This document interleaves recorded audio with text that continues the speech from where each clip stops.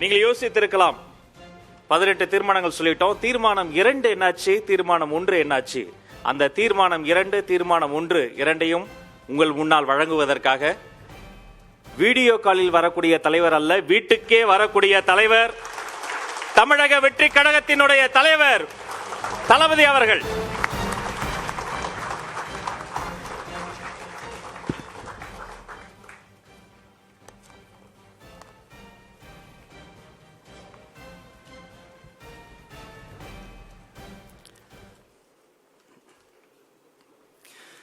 தீர்மானம் 2.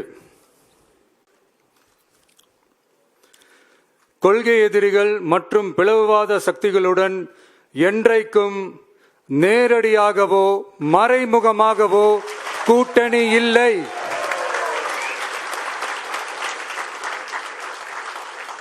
ஒன்றிய அளவில் மலிவான அரசியல் ஆதாயங்களுக்காக மக்களை மத ரீதியாக பிளவுபடுத்தி மக்களிடையே வேற்றுமையை விதைத்து அதில் குளிர்காய நினைக்கிறது பாஜக.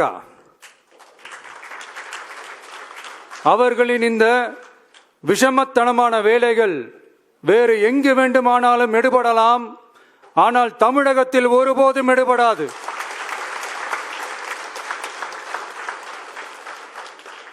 சமூக நீதியும் நல்லிணக்கமும் சகோதரத்துவமும் சமத்துவமும் ஆழமாய் வேரூன்றிய மண் இந்த தமிழ்நாட்டு மண்.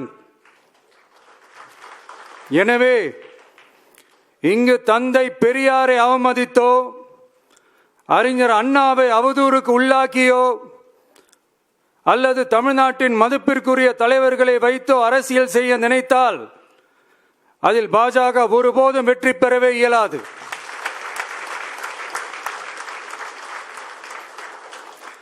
சுயநல அரசியல் லாபங்களுக்காக பாஜகவுடன் கூடி குழைந்து கூட்டணி போக திமுகவோ அதிமுகவோ இல்லை. நம் தமிழக வெற்றி கழகம்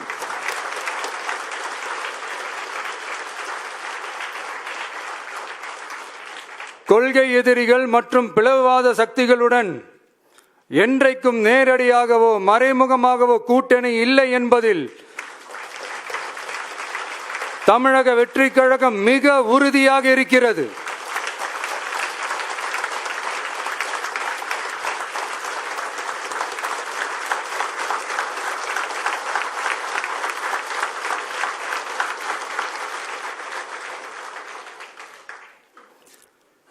கூட்டணி என்றாலும் தமிழக வெற்றி கழகம் தலைமையில் அமையும் கூட்டணி எப்போதும் திமுக மற்றும் பாஜகவுக்கு எதிரானதாகத்தான் இருக்கும் என்பதையும் அதில் சமரசம் என்ற பேச்சுக்கே இடமில்லை என்பதையும் உறுதிப்பட செயற்குழு வாயிலாக தெரிவித்துக் கொள்கிறோம்.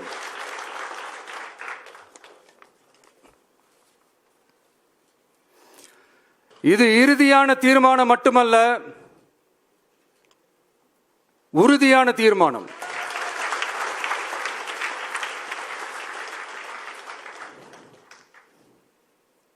தீர்மானம் 1. நாம எல்லாருக்குமே வாழ்வாதாரம் இருக்கு, இல்லைன்னு சொல்லல. ஆனா நம்ம எல்லாரோட வாழ்வாதாரத்துக்கும் அடிப்படையா இருக்கிறதுல விவசாயிகளும் ரொம்ப முக்கியமானவங்க. அப்படிப்பட்ட நம்ம விவசாயிகளுக்காக அவங்க கூட நிற்க வேண்டியது நம்ம கடமை. அந்த கடமையை நாம சரியா செஞ்சே ஆகணும். கண்டிப்பா நாம விவசாயிகள் பக்கம் எப்பவும் நிற்போம் நிற்போம் நிற்போம், நின்னே தீருவோம். பரந்தூர் விமான நிலைய பிரச்சனை தொடர்பா தமிழ்நாடு முதலமைச்சர் மாண்புமிகு திரு மு.க. ஸ்டாலின் அவர்களுக்கு ஒரு கடிதம் எழுதியிருக்கிறோம். அதை நான் இங்க கொஞ்சம் படிச்சு காட்டுறேன். மாண்புமிகு தமிழ்நாடு முதலமைச்சர் அவர்களுக்கு வணக்கம். பரந்தூர் பகுதியில் விவசாய நிலங்களை அழிச்சிட்டு புது ஏர்போர்ட் கட்டுறதுக்கு எதிர்ப்பு தெரிவிச்சு அந்த பகுதியில் இருக்கிற பொதுமக்களும் விவசாயிகளும் வருஷ கணக்கா போராடிக்கிட்டு இருக்கிறாங்க. போராட்டத்தில் அவங்கள தமிழக வெற்றி கழகம் சார்பா நான் போய் பார்த்தேன். அதுக்கு அடுத்த நாளே மக்கள் பாதிக்காத வண்ணம் விமான நிலையம் அமைக்கப்படும்னு உங்க கவர்மெண்ட் சார்பா ஒரு விளக்க அறிக்கை வந்துச்சு. அந்த ஸ்டேட்மெண்ட்ல 1005 குடும்பங்கள் மட்டுமே பரந்தூரில் வசிப்பதால் விமான நிலையம் வந்தா பெரிய பாதிப்பு இருக்காதுன்ற மாதிரி சொல்லியிருந்தாங்க. மக்கள் பாதிக்காத வண்ணம்னா என்னங்க சார்? ஒன்னு அந்த இடத்துல ஏர்போர்ட் வருதுன்னு சொல்லணும், இல்ல அந்த இடத்துல ஏர்போர்ட் வராதுன்னு சொல்லணும். ரெண்டுமே அந்த அறிக்கையில இல்ல. வெறும் 1005 குடும்பங்கள்னா உங்களுக்கு அவ்வளவு சாதாரணமா போச்சா சிஎம் சார்?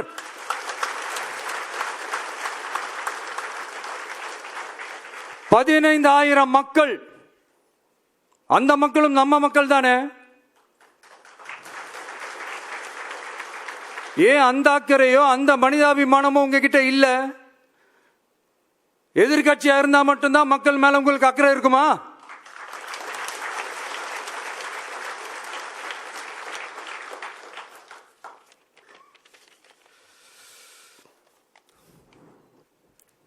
நூற்றுக்கணக்கான ஏக்கர் விவசாய நிலங்களை, மிகப்பெரிய நீர்நிலைகளை, ஆயிரக்கணக்கான வீடுகளை, அவங்களோட வாழ்வாதாரத்தை அழிச்சிட்டு அந்த இடத்துல தான் ஏர்போர்ட் கட்டியே ஆகணும்னு என்ன சார் அவசியம் இருக்கு?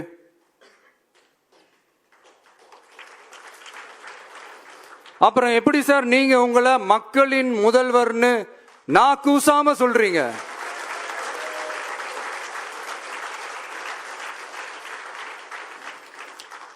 இதுல வேற உங்களுக்கும் இந்த பரந்தூர் ஏர்போர்ட் கட்டுற பிரச்சனைக்கும் சம்பந்தமே இல்லாத மாதிரி வேற காட்டிக்கிறீங்க. ஆனா ஏர்போர்ட்டுக்காக பரந்தூரை பரிந்துரை செஞ்சது உங்க கவர்மெண்ட் தான் ஒன்றிய விமான போக்குவரத்து துறை அமைச்சர் சில மாதங்களுக்கு முன்னாடி சென்னை வந்திருந்தப்போ சொன்னார். அதுக்கும் உங்ககிட்ட இருந்த எந்த பதிலும் இல்லை. இந்த சூழ்நிலையில பரந்தூர் விமான நிலைய பணிகளுக்காக விவசாய நிலங்களை கையகப்படுத்த கடந்த 25/6/2025 அன்னைக்கு உங்க கவர்மெண்ட் தான் அரசாணை பிறப்பிச்சிருக்கு. விமான நிலையம் அமைக்கிறதையே ஏற்க மாட்டோம்னு வருஷக்கணக்காக போராடுற மக்களோட நிலங்களையும் சேர்த்தே கையகப்படுத்த அந்த ஆணை பிறப்பிக்கப்பட்டிருக்கு. விவசாயிகளோட கண்ணீரை துடைக்க வேண்டிய தமிழ்நாடு அரசு அவங்களோட கண்ணில் குத்துறதாகவே இருக்கு இந்த ஜிஓ. இதெல்லாம் உங்களுக்கு தெரிஞ்சுதான் நடக்குதா? உங்க ஒப்புதலோடு தான் நடக்குதா? தெரியல, பதிலும் தெரியல. பரந்தூர் மக்களை இதுவரைக்கும் நீங்க ஏன் சந்திக்கலன்னு கேட்டா அதுக்கும் பதில் இல்லை.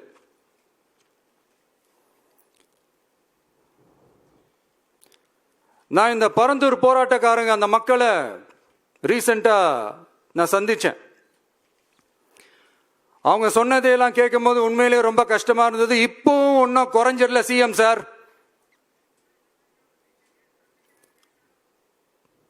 சாதி மதம் கடந்து தங்களோட குடியிருப்புகளை, விவசாய பூமியை, வாழ்வாதாரத்தை, நீர்நிலைகளை காப்பாத்த ஒன்னா நின்று போராடிக்கிட்டு இருக்கிற பரந்தூர் பகுதி விவசாய பெருங்குடி மக்களை தயவு செஞ்சு நீங்க நேர்ல சந்திச்சு பேசுங்க.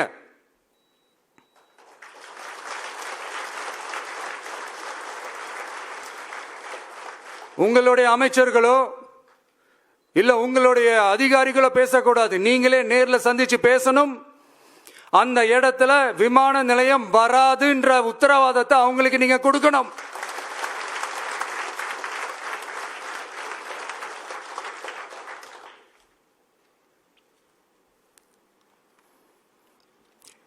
இதையெல்லாம் நீங்க செய்யாம எல்லாத்தையும் கடந்து போகணும்னு நீங்க நினைச்சீங்கன்னா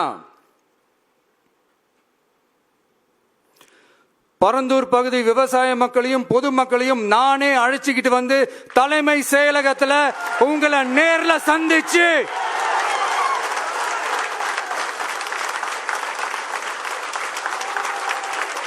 உங்களை நேர்ல சந்திச்சு முறையிடுற நிலைமை உண்டாகும்.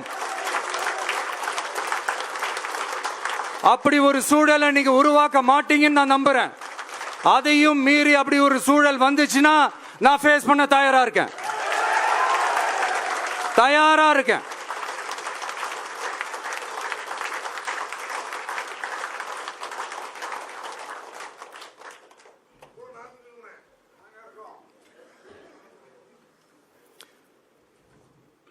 நான் பரந்தூர் வந்த அன்னைக்கு நான் ஒரு விஷயத்தை சொன்னேன். அதே தான் இங்க நான் திரும்ப ரிப்பீட் பண்றேன். We are not against any developments. We are not against airports. அந்த லொகேஷன் தான் தப்புன்னு சொல்றோம்.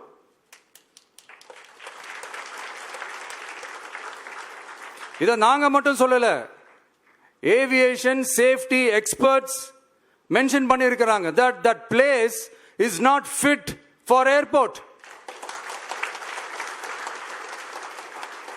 பைலட்ஸ் அங்க ஏர்கிராஃப்ட் லேண்ட் பண்றதுக்கு they might face a lot of problems ன்றது கூட அதுல மென்ஷன் பண்ணியிருக்கிறாங்க. அது மட்டும் இல்ல, அந்த வாட்டர் பாடிஸ் அழிச்சு அதுக்கு மேல ஏர்போர்ட், அந்த பில்டிங்ஸ், அந்த ரன்வேஸ் இதெல்லாம் வந்ததுக்கு அப்புறம் ஒரு மழைக்காலமோ இல்ல ஒரு floods டைம்லயோ the whole Chennai city will be flooded. இதையும் அதுல மென்ஷன் பண்ணியிருக்கிறாங்க.